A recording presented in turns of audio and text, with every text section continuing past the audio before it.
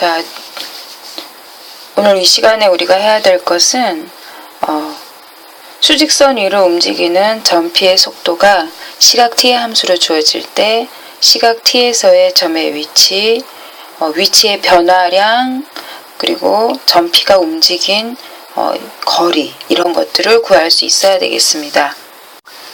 자, 먼저 이 내용을 한번 살펴볼까요?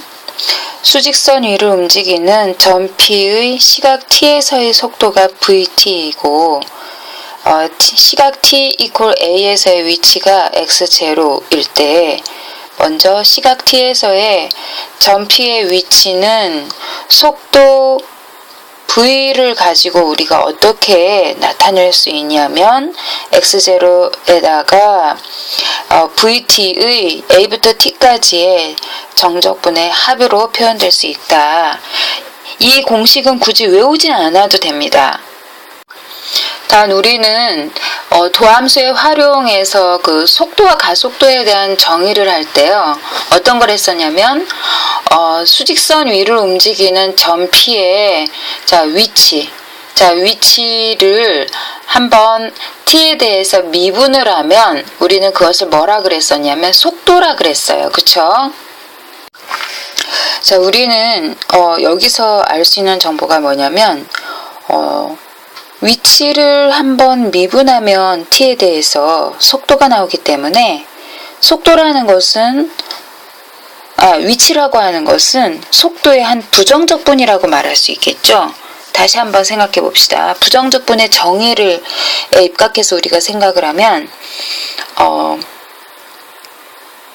속도라고 하는 것은 우리가 위치를 시각 t에 대해서 우리가 미분을 했을 때 우리가 속도라고 얘기를 하잖아요. 그렇기 때문에 위치를 생각해보면 속도의 부정적분이 되겠죠. 자, 그래서 실제 그 시각 t에서의 점피의 위치 x는 속도 v의 그 부정적분이기 때문에 속도 v의 부정적분 중에 어느 하나를 ft라고 놨을 때 거기다가 적분상수 c를 더한 형태로 표현될 수 있습니다. 자, 그래서 우리는 이런 식으로 표현할 수 있는데 t에다가 a를 대입을 해보면 시각 t에서의 위치, 바로 그것이 x0라 그랬죠. 그 사실을 우리가 이 언더라인 친 데다가 그대로 t equal a를 집어넣어 보세요. 자, 그러면 적분상수 c가 이런 식으로 표현되겠죠. 자, 우리가 이 언더라인 친 거를 우리가 잘 생각을 해보면 ft는 그 속도 v의 부정적분 중에 하나라 그랬잖아요. 자, 그래서 여기에 우리가 이전에 알고 있었던 정적분의 정의를 그대로 우리가 그 정적분의 기본 정리를 그대로 우리가 사용하면 바로 위에서 봤던 이런 형태가 나오겠죠. 자, 근데 선생님이 여러분한테 권하고 싶은 거는 이거 절대로 외우지 않아도 됩니다. 방금 우리가 했었던 이 개념을 우리가 잘 이용만 하면 돼요. 자, 우리가 이 보기를 들어서 생각을 하면, 자, 수직선 위를 움직이는 점피의 시각 t에서의 속도가 이 보기처럼 2t-8이다라고 우리가 생각해 봅시다. 자, 이제 우리가 알고 있는 건 뭐냐면 속도를 부정적분하면 위치에 대한 개념으로 표현이 된다. 그 사실을 우리가 그대로 여기에 적용을 한번 해볼게요. 자, 이 주어진 이 식을 속도로 갖는 시각 t에서의 그 위치, 수직선 위로 움직이는 점피의 시각 t에서의 위치 xt라고 하는 것은 속도를 한 부정적분 해서 표현될 수 있기 때문에 t제곱 빼기 8t 더하기 c라고 할 수 있고요. 이때 나오는 c라고 하는 것은 적분 상수라고 놉시다. 그러니까 쉽게 얘기하면 t equal 0에서의 위치, 출발점에서의 위치가 되겠죠. 자, 그런데 속도에 대한 그래프를 우리가 이렇게 봐서 알 수 있는 것은 뭐냐면 시각 t가 0에서 시각 t가 4까지 보면 이 값이 음이 나오잖아요. 그쵸? 이 부정적분, 0부터 4까지의 정적분이 음이 나오잖아요. 자, 실제로 이 V라고 하는 것은 1차 식으로 표현되기 때문에 0에서 4까지 속도의 이 정적분한 값은 우리가 정적분의 그 정의에 의해서 본다면 이 삼각형의 넓이에다가 마이너스 붙인 마이너스 16이 되겠죠. 이 마이너스 16이 요 수직선상에서 의미하는 게 무엇이냐? 자, 속도가 V가 0보다 작으면 후진이죠. 자, 이 면적이 마이너스 16이라고 하는 것을 수직선상에서 움직이는 점피의 위치란 입장에서 본다면 처음 출발점의 위치 C로부터 뒤로 후진을 16만큼 했다는 거예요. 자, 그 다음에 t가 4일 때 속도가 0이잖아요. 거기서부터 이제 후진했던 점피가 전진을 하기 위해서 방향을 바로 턴한 바로 그 지점이 되는 겁니다. 자, 그래서 이 속도에 대한 이 함수 식을 보고 우리가 알 수 있는 것은 t가 4보다 이제 클 때에는 속도가 양인 것으로 보아서 이제 후진을 하지 않고 전진을 하는구나. 그러니까 방향을 턴하는 시점이 시각 t가 4인 곳에서죠. 그쵸? 자, 그래서 방향을 이제 턴을 하는데 전진을 하기 시작하는데 4에서 8까지 자, 이 면적이 의미하는 게 뭐냐면 전진을 얼마큼 했냐. 자, 그걸 우리가 나타내는 거죠. 자, 그래서 우리가 삼각형의 넓이 내는 개념을 이제 이용한다면 이 값이 16이 나오는 거죠. 16이. 자, 이게 16이 나오는 것이 의미하는 게 뭐냐.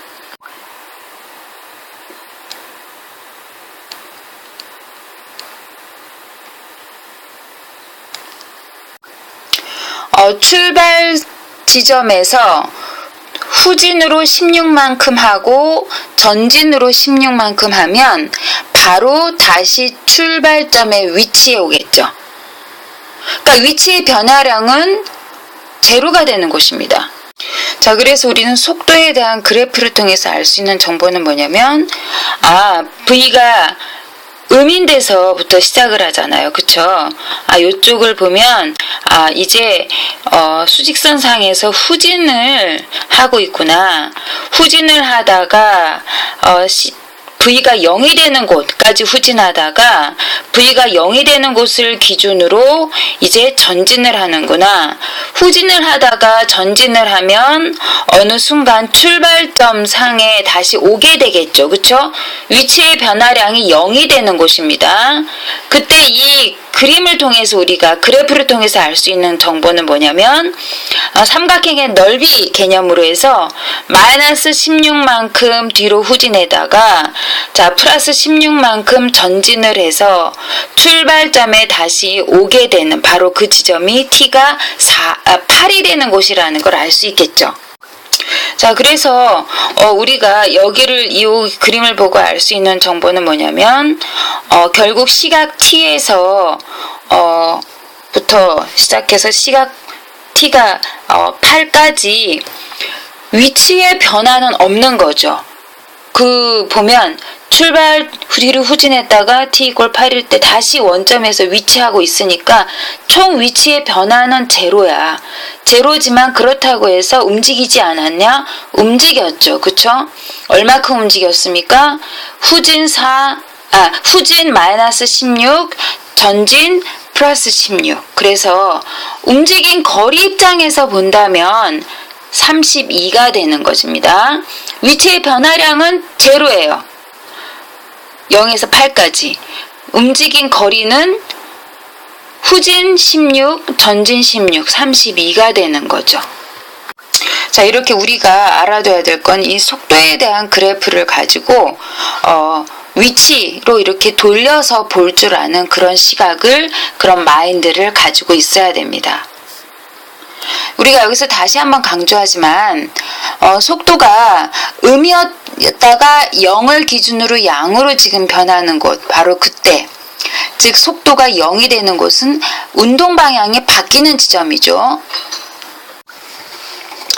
자, 그래서 두 번째 아까 우리 얘기하려고 했던 걸 보면, 수직선 위로 움직이는 전피의 시각 t에서의 속도가 vt이고 시각 t = a에서의 위치가 x0, 특정한 시점에서의 시각에서의 위치가 이렇게 x0로 주어졌을 때 시각 t = a에서 시각 t = b까지 전피의 위치의 변화량은 자 이렇게 주어진다 그랬죠.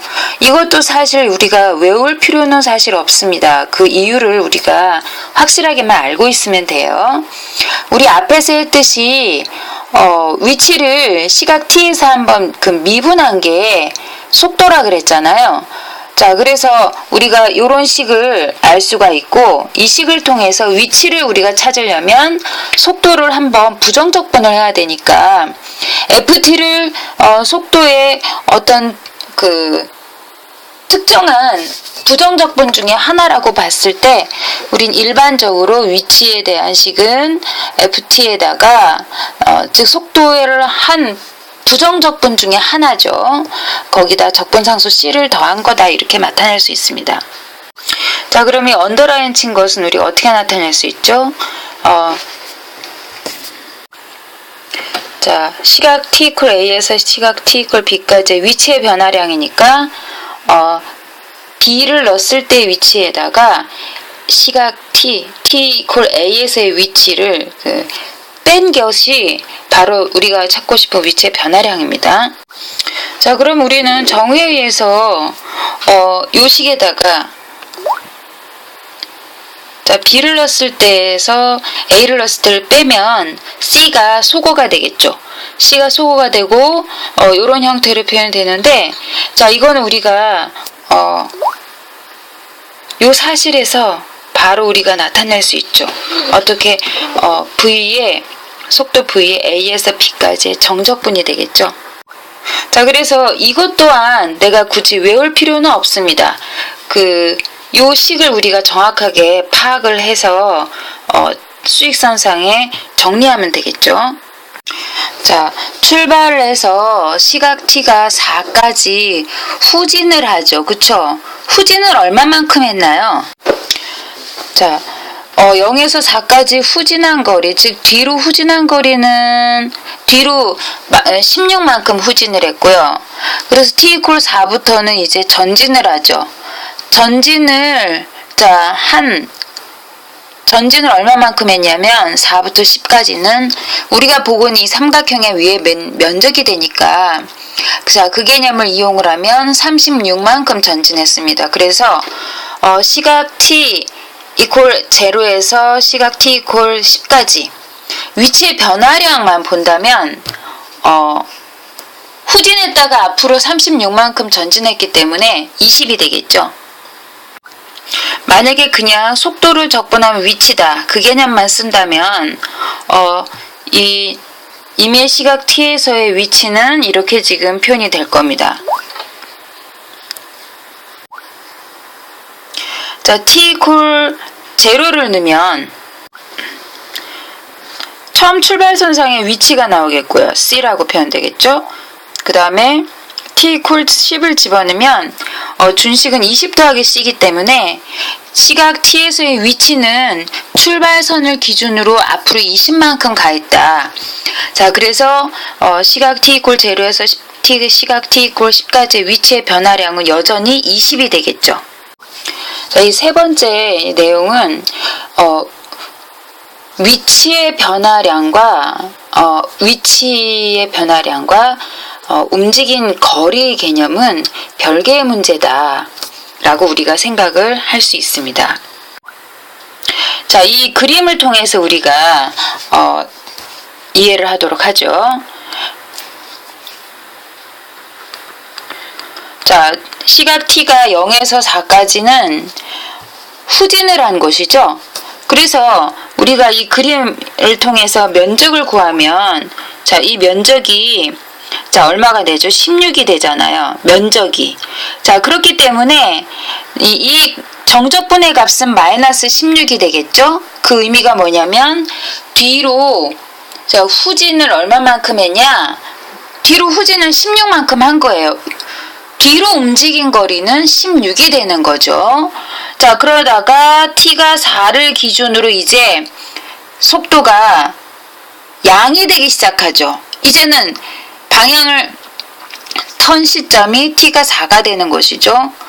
그래서 이제 t가 4일 때부터는 이제 전진을 하려고, 자, 방향을 턴을 했고 이제 전진을 합니다. 자, 전진을 하면 이 그림에서 우리가 볼 수 있는 게 뭐죠? 자, 뒤로 후진했다가 이제 전진을 하면 어느 순간, 자, 우리가 출발선상을 다시 지나게 되는 거죠. 거기가 바로 우리가 이 그래프를 통해서 확인할 수 있는 것이, 후진 16만큼 했기 때문에 전진 16만큼 한 바로 그 지점이 처음 출발선상에 위치하고 있는 곳 아니냐.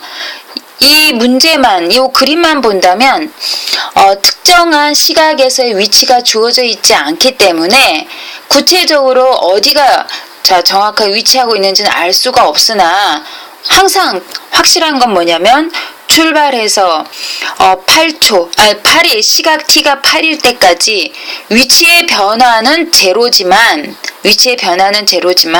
움직인 거리 입장에서 본다면 뒤로 후진 16, 전진 16만큼 했기 때문에 움직인 거리는 32가 되겠죠.